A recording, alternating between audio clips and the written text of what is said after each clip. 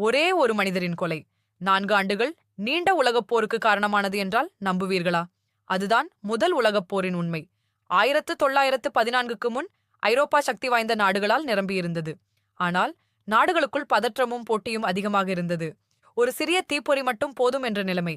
1914 June 28 ஆஸ்திரியாவின் இளவரசர் ஆர்க்டுக் Francis ஒரு பயணத்தில் இருந்தார். அப்போது அவர் மீது தாக்குதல் நடத்தப்பட்டு கொல்லப்பட்டார். ஒரு கொலை உலகப் போருக்கு எப்படி காரணம்? ஏனெனில் அந்த காலத்தில் பல நாடுகள் கூட்டணிகளில் இருந்தன. ஒரு நாடு போரில் இறங்கினால் அதன் நண்பர்களும் போரில் இறங்க வேண்டிய நிலை. சில வாரங்களிலேயே ஐரோப்பா முழுவதும் போர் வெடித்தது. பிறகு உலகின் பல நாடுகளும் இதில் சிக்கின. புதிய ஆயுதங்கள் பயன்படுத்தப்பட்டன.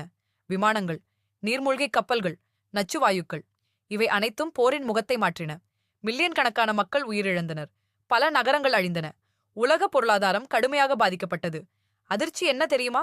இந்த போர் முடிந்த பிறகும் அமைதி நீண்ட காலம் நீடிக்கவில்லை. முதல் உலகப் போரின் விளைவுகளே பின்னர் இரண்டாம் உலகப் போருக்கான பாதையை உருவாக்கின. ஒரு மனிதரின் கொலை ஒரு கண்டத்தை போரில் தள்ளியது. அந்த போர் உலக வரலாற்றையே மாற்றியது.